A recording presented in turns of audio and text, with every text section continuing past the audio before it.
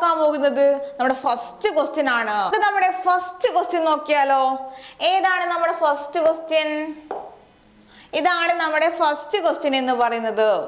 Fuse wire is to be used by understanding the amperage correctly. Write down the amperage of the fuse wire that are currently available in the market. എന്താണ് question പറയുന്നത്? അതായത് നമ്മളൊരു fuse wire select ചെയ്യുമ്പോൾ നമുക്ക് എന്തറിയണം? നമുക്ക് ആംബിയറേജിനെ കുറിച്ച് അറിയണം. Clear അല്ലേ? പിന്നെ എന്താ പറഞ്ഞിട്ടുള്ളത്?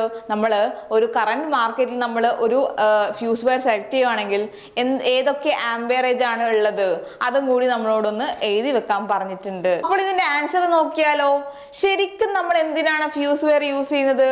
അതായത് ഒരു സർക്യൂട്ടിൽ എക്സസ് ആയിട്ടുള്ള കറണ്ട് ഫ്ലോ ചെയ്യുന്നെങ്കിൽ എന്ത് ചെയ്യും? അത് നമ്മുടെ ഫ്യൂസ് വയർ മെൽറ്റ് ചെയ്യും. അപ്പോൾ നമുക്ക് മനസ്സിലാക്കാം നമ്മുടെ സർക്യൂട്ടിൽ എന്ത് ചെയ്യുന്നുണ്ട്? എക്സസ് ആയിട്ടുള്ള കറണ്ട് ഫ്ലോ ചെയ്യുന്നുണ്ട്. അത് നമുക്ക് മനസ്സിലാക്കാൻ വേണ്ടിയിട്ടാണ് നമ്മൾ ഫ്യൂസ് വയർ യൂസ് ചെയ്യുന്നത്. ക്ലിയർ അല്ലേ? ഒരു ക്വസ്റ്റ്യൻ കൂടി ചോദിച്ചിട്ടുണ്ടായിരുന്നു. അതായത് ഏത് ആംപേരേജ് ഉള്ള ഫ്യൂസ് വയർ ആണ് നമ്മുടെ കറണ്ട് മാർക്കറ്റിൽ അവൈലബിൾ? അതാണ് ഈ ഒരു ആൻസർ എന്ന് പറയുന്നത്. 1 ampere, 1.25 ampere, 1.5 ampere, 10 ampere and 5 ampere, ഇങ്ങനെയുള്ള ആംപിയർ ആണ് നമ്മുടെ കറണ്ട് മാർക്കറ്റിൽ അവൈലബിൾ ചെയ്തിട്ടുള്ളത്. ഇനി നമ്മൾ നോക്കാൻ പോകുന്നത് സെക്കൻഡ് ക്വസ്റ്റ്യൻ ആണ്. ഫസ്റ്റ് ക്വസ്റ്റ്യൻ എന്ത് ചെയ്തിട്ടുണ്ട്? നമ്മൾ കണ്ടുപിടിച്ചു കഴിഞ്ഞു. ക്ലിയർ അല്ലേ? അങ്ങനെ നമ്മൾ ഫസ്റ്റ് ക്വസ്റ്റ്യന്റെ ആൻസർ ചെയ്തിട്ടുണ്ട്, ഫൈൻഡ് ഔട്ട് ചെയ്തിട്ടുണ്ട്. ഇനി നമ്മൾ നോക്കാൻ പോകുന്നത് സെക്കൻഡ് ക്വസ്റ്റ്യന്റെ ആൻസേഴ്സ് ആണ്. ഇതാണ് നമ്മുടെ സെക്കൻഡ് ക്വസ്റ്റ്യൻ എന്ന് പറയുന്നത്. 0.5 ampere current flows through an electric heating appliance connected to 230 volt supply. അതായത് എന്തുണ്ട്? ഒരു ഇലക്ട്രിക് ഹീറ്റിംഗ് ഡിവൈസ് ഉണ്ട്. അതിൽ എത്രയാണ് കറണ്ട് ഫ്ലോ ചെയ്യുന്നത്? 0.5 ആംപിയർ ആണ്. പിന്നെ എന്ത് പറഞ്ഞിട്ടുണ്ട്? 230 വോൾട്ട് ആണ് നമ്മുടെ അതിന്റെ പൊട്ടൻഷ്യൽ ഡിഫറൻസ് അല്ലെങ്കിൽ അതിന്റെ വോൾട്ടേജ് എന്ന് പറയുന്നത്. നമ്മുടെ ഫസ്റ്റ് ക്വസ്റ്റ്യൻ എ ആണ്. എന്താണ് ആ question? Quantity of charge that flows through the circuit in 5 minutes. അതായത് ഇവിടെ എത്ര ക്വാണ്ടിറ്റി ചാർജ് ആണ് ഫ്ലോ ചെയ്യുന്നത് അതാണ് നമ്മുടെ ക്വസ്റ്റ്യൻ ആയിട്ട് ചോദിച്ചിട്ടുള്ളത്. അതായത് ക്വാണ്ടിറ്റി ഓഫ് ചാർജ് ആണ് നമ്മളിവിടെ ഫൈൻഡ് ഔട്ട് ചെയ്യേണ്ടത്. ക്വാണ്ടിറ്റി ഓഫ് ചാർജ് നമ്മൾ എങ്ങനെ കണ്ടുപിടിക്കും? നമ്മളൊരു ഇക്വേഷൻ പഠിച്ചിട്ടുണ്ട്. അതായത് ഐ എന്ന് പറയുന്നത് എന്താണ്? Q/T ആണ്. ഐ എന്ന് പറയുന്നത് Q/T ആണ്. ഓക്കെ, അങ്ങനെയാണെങ്കിൽ Q എന്താണ്? IT എന്നാണ് വരിക. Q is equal to IT. ഇവിടെ I എന്ന് പറയുന്നത് നമ്മുടെ കറന്റ് ആണ്. എത്ര കറന്റ് ആണ് ഇവിടെ ഫ്ലോ ചെയ്യുന്നത്? 0.5 ആണ്. ഇനി എന്ത് ചെയ്യണം? ടൈമും കൂടി നമ്മൾ ഫൈൻഡ് ഔട്ട് ചെയ്യണം. അതായത് ഇവിടെ 5 minutes എന്നാണ് പറഞ്ഞിട്ടുള്ളത്. നമ്മൾ എന്ത് ചെയ്യണം? അതിനെ സെക്കൻഡ് ആയിട്ട് കൺവേർട്ട് ചെയ്യണം. അപ്പോൾ എന്താ വരിക? 5 × 60 എത്രയാണ്? 300. 0.5 × 300 എന്നാണ് നമുക്ക് ആൻസർ വരിക. അതായത് 0 ഇവിടെ ക്യാൻസൽ ചെയ്യുന്നുണ്ട്. അപ്പോൾ 30 × 5 എന്ന് പറയുന്നത് എത്രയാണ്? 150 ആണ്. ഇനി എന്ത് ചെയ്യണം? നമ്മളതിൻ്റെ SI യൂണിറ്റ് എഴുതണം. അതായത് ചാർജിൻ്റെ ക്വാണ്ടിറ്റി ചോദിക്കുമ്പോൾ എങ്ങനെയാണ് വരിക? കൂളുംബാണ് വരിക. ഈ ക്വസ്റ്റ്യൻ സെറ്റ് ആണെങ്കിൽ നമുക്ക് ബി ക്വസ്റ്റ്യൻ നോക്കാം. How much is the resistance of the circuit?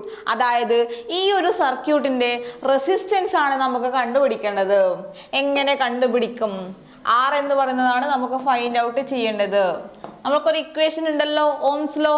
V is equal to IR. V is equal to IR എന്നാണ് ഇക്വേഷൻ. ക്ലിയർ അല്ലേ? എങ്കിൽ നമുക്ക് R എന്ന് പറയുന്നത് എങ്ങനെ എഴുതാം?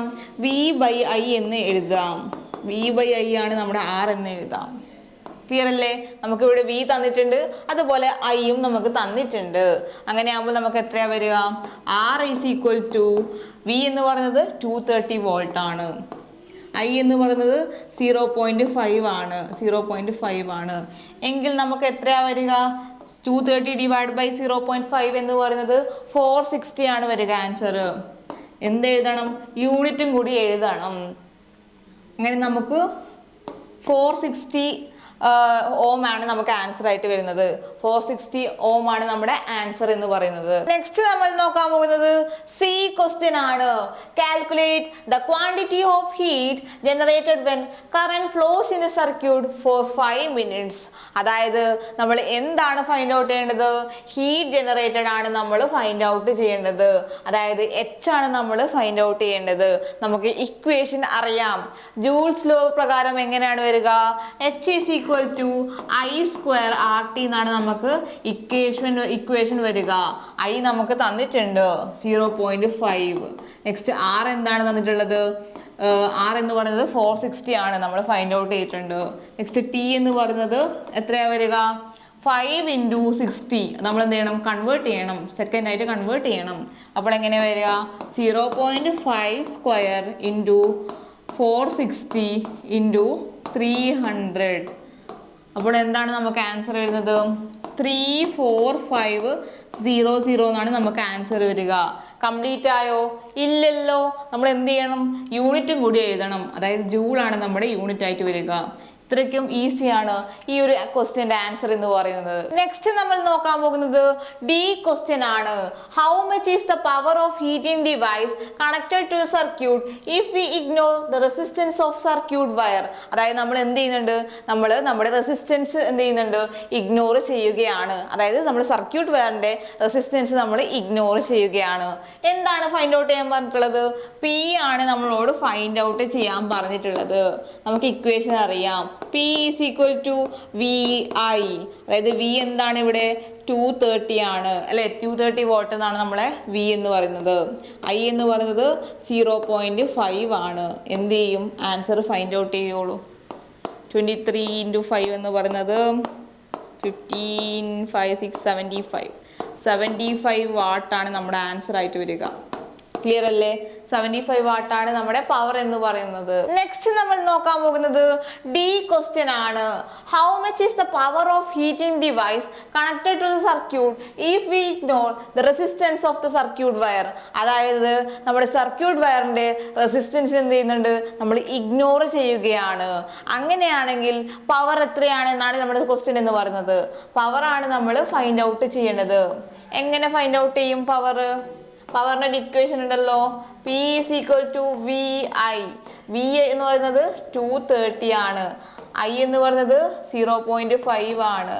ക്ലിയർ അല്ലേ? അങ്ങനെയാണെങ്കിൽ നമുക്ക് എത്ര ആൻസർ വരിക? 115 ആണ് നമുക്ക് വരിക.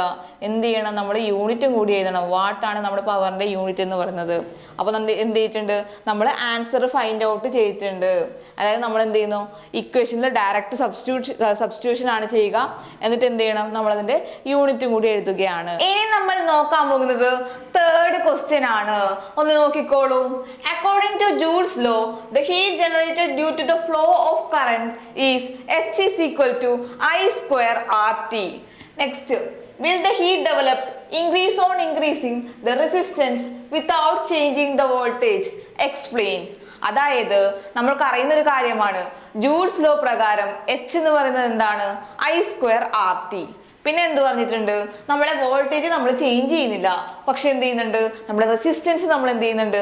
ഇൻക്രീസ് ചെയ്യുമ്പോൾ നമ്മുടെ ഹീറ്റ് ഇൻക്രീസ് ചെയ്യുമോ എന്നാണ് നമ്മുടെ ക്വസ്റ്റ്യൻ എന്ന് പറയുന്നത്. പിന്നെ എന്ത് ചെയ്യണം? അതിനെ എക്സ്പ്ലെയിൻ കൂടി നമ്മൾ ചെയ്യണം. ഇതിന്റെ ആൻസർ എന്ന് പറയുന്നത് വളരെ സിമ്പിൾ ആണ്. നമ്മൾക്കറിയാം H is equal to I square RT എന്നാണ്. ശരിയല്ലേ? H is equal to I square RT. ഇത് ഏത് പ്രകാരമാണ്? നമ്മുടെ ജൂൾസ് ലോ പ്രകാരമാണ്. Joule's law. ക്ലിയർ? നെക്സ്റ്റ്, എന്താണ് ചേഞ്ച് ചെയ്യുന്നത്? നമ്മുടെ റെസിസ്റ്റൻസ് എന്ത് ചെയ്യുന്നുണ്ട്? ഇൻക്രീസ് ചെയ്യുന്നുണ്ട്, പക്ഷെ വോൾട്ടേജിന് നോ ചേഞ്ച്. ക്ലിയർ അല്ലേ? വോൾട്ടേജിന് no change. V is equal to no change. Okay, നമ്മൾക്കറിയാം ഓംസ് ലോ പ്രകാരം, അതായത് V is equal to IR ആണ് എങ്കിൽ I is equal to എന്താണ് വരിക? V by R എന്നാണ് വരിക. ഇവിടെ നമ്മുടെ ഐയും അതുപോലെ ആറും എങ്ങനെയുള്ളത്? ഇൻവേഴ്സ്ലി പ്രൊപ്പോർഷണൽ ആണ്. അതായത് നമ്മൾ റെസിസ്റ്റൻസ് കൂട്ടുമ്പോൾ എന്ത് ചെയ്യും? നമ്മുടെ കറണ്ട് കുറയും. ക്ലിയർ അല്ലേ? നമ്മളിവിടെ എന്താ ചെയ്യുന്നത്? റെസിസ്റ്റൻസ് കൂട്ടുകയാണ്. അങ്ങനെയാണെങ്കിൽ നമ്മുടെ കറണ്ട് എന്ത് ചെയ്യും? കുറയും. നെക്സ്റ്റ് നമ്മുടെ ഇക്വേഷൻ ഉണ്ട്, H is equal to I square RT. Clear അല്ലേ? I square RT. റെസിസ്റ്റൻസ് കൂട്ടുമ്പോൾ എന്താ സംഭവിച്ചിട്ടുള്ളത്? നമ്മുടെ കറണ്ട് എന്ത് ചെയ്തിട്ടുണ്ട്? കുറഞ്ഞിട്ടുണ്ട്. അങ്ങനെയാണെങ്കിൽ ഇവിടെ നമ്മുടെ ഇക്വേഷനിൽ I എന്ത് ചെയ്യുന്നുണ്ട്? കുറയുകയാണ്. എങ്കിൽ H എന്ത് ചെയ്യും? കുറയും. ക്ലിയർ അല്ലേ? എച്ചും ഐയും എങ്ങനെയാണ് ഇപ്പോൾ ഉള്ളത്? ഇൻവേഴ്സ്ലി പ്രൊപ്പോർഷണൽ അല്ല, ഡയറക്ട്ലി പ്രൊപ്പോർഷണൽ ആണ്. അതായത് നമ്മളിവിടെ ഐ കുറക്കുമ്പോൾ എന്ത് ചെയ്യുന്നുണ്ട്? നമ്മുടെ എച്ചും കുറയുന്നുണ്ട്. ക്ലിയർ അല്ലേ? അപ്പോൾ എന്താണ് നമ്മളോട് ചോദിച്ചിട്ടുള്ളത്? Will the heat develop increase increase in the resistance, അതായത് നമ്മൾ എന്ത് ചെയ്യുന്നുണ്ട്, റെസിസ്റ്റൻസ് ഇൻക്രീസ് ചെയ്യുമ്പോൾ എച്ച് ഇൻക്രീസ് ആവുമോ എന്നാണ് നമ്മളോട് ചോദിച്ചിട്ടുള്ളത്. നമ്മൾ റെസിസ്റ്റൻസ് ഇൻക്രീസ് ചെയ്യുമ്പോൾ നമ്മുടെ കറന്റ് എന്ത് ചെയ്യുന്നുണ്ട്, കറന്റ് ഡിക്രീസ് ചെയ്യുന്നത് കൊണ്ട് നമ്മുടെ എച്ച് എന്ന് പറയുന്നത് എന്ത് ചെയ്യും, ഡിക്രീസ് ചെയ്യും. അങ്ങനെയാണ് നമ്മുടെ ആൻസർ വരിക. ഇവിടെ ഇൻക്രീസ് അല്ല വരിക, ഡിക്രീസ് ആണ് നമ്മൾ ആൻസർ ആയിട്ട് വരുന്നത്. ഇനി നമ്മൾ നോക്കാൻ പോകുന്നത് ഫോർത്ത് ക്വസ്റ്റ്യൻ ആണ്. നമ്മുടെ ഫോർത്ത് ക്വസ്റ്റ്യൻ നോക്കിയാലോ. The table shows details of an electric heating device designed to work in 230 volt. അതായത് എന്തുണ്ട്, ഒരു ഇലക്ട്രിക് ഹീറ്റിംഗ് അപ്ലയൻസ് ഉണ്ട്, അല്ലെങ്കിൽ ഒരു ഡിവൈസ് ഉണ്ട്. അത് എത്രയിലാണ് വർക്ക് ചെയ്യുന്നത്, 230 വോൾട്ടിലാണ് വർക്ക് ചെയ്യുന്നത്. ക്ലിയർ അല്ലേ? Next, complete the table by calculating the change in heat and power on changing the voltage and resistance of the device. അതായത് എന്തുണ്ട്, നമുക്ക് ഈ ഒരു ടേബിൾ ഫില്ല് ചെയ്യാനുണ്ട്. ഇവിടെ നമുക്ക് റെസിസ്റ്റൻസ് ഒക്കെ മാറുന്നുണ്ട്. ആ ഒരു ടൈമിൽ എന്ത് ചേഞ്ച് ആണ് വരിക എന്നും കൂടി നമ്മൾ അനലൈസ് ചെയ്യണം. Next, analyse the table and answer the following. ഈ ഒരു ടേബിൾ ഫില്ല് ചെയ്തതിന് ശേഷം നമുക്ക് എന്തുണ്ട്, ഒരു 3 സബ് ക്വസ്റ്റ്യൻസ് ഉണ്ട്. എന്ത് ചെയ്യുക, ആ ഒരു സബ് ക്വസ്റ്റ്യൻസിന്റെ ആൻസറും കൂടി നമ്മൾ ഫൈൻഡ് ഔട്ട് ചെയ്യണം. ഈ ഒരു ടേബിൾ നമ്മൾ എന്ത് ചെയ്യണം, ഫില്ല് ചെയ്തിട്ട് അതിനെ അനലൈസ് ചെയ്തിട്ടാണ് നമ്മൾ എന്ത് ചെയ്യേണ്ടത്, ആ ഒരു ക്വസ്റ്റ്യന്റെ ആൻസർ ഫൈൻഡ് ഔട്ട് ചെയ്യേണ്ടത്. നമ്മൾ ആദ്യം ചെയ്തത് ഈ ഒരു ടേബിൾ ഫില്ല് ചെയ്യുക എന്നതാണ്. നമ്മൾ സ്റ്റാർട്ട് ചെയ്യുന്നത് ഈ ഒരു സെക്കൻഡ് ബോക്സ് മുതലാണ്. എന്ത് തന്നിട്ടുണ്ട്, I is equal to V by R. ഇവിടെ V എന്താണ്, 230 ആണ്. നമ്മുടെ R എന്ന് പറയുന്നത് 115, അതായത് 115 ആണ്. ഡിവൈഡ് ചെയ്യുമ്പോൾ നമുക്ക് എത്ര കിട്ടും, 2 ആണ് ആൻസർ ആയിട്ട് കിട്ടുക. നമ്മൾ എന്ത് ചെയ്യണം, നമ്മൾ നമ്മുടെ യൂണിറ്റും കൂടി എഴുതണം. 2 ആംപിയർ ആണ് നമ്മുടെ ആൻസർ ആയിട്ട് വരിക. ക്ലിയർ അല്ലേ? ഇതാണ് നമ്മുടെ ഇവിടെ വരുന്ന ആൻസർ, 2 ആംപിയർ. ഇനി എന്ത് ചെയ്യണം, H is equal to V into I into T എന്നാണ്. ഇവിടെ T എത്രയാണ് പറഞ്ഞുള്ളത്, പെർ സെക്കൻഡ് ആണ്. അപ്പോൾ T എന്ന് പറയുന്നത് 1 ആണ്.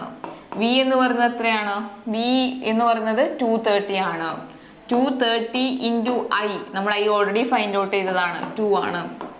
2 into 1 നമുക്ക് എത്ര ആൻസർ വരിക, നമുക്ക് വരിക 460 എന്നാണ് നമുക്ക് ആൻസർ വരിക.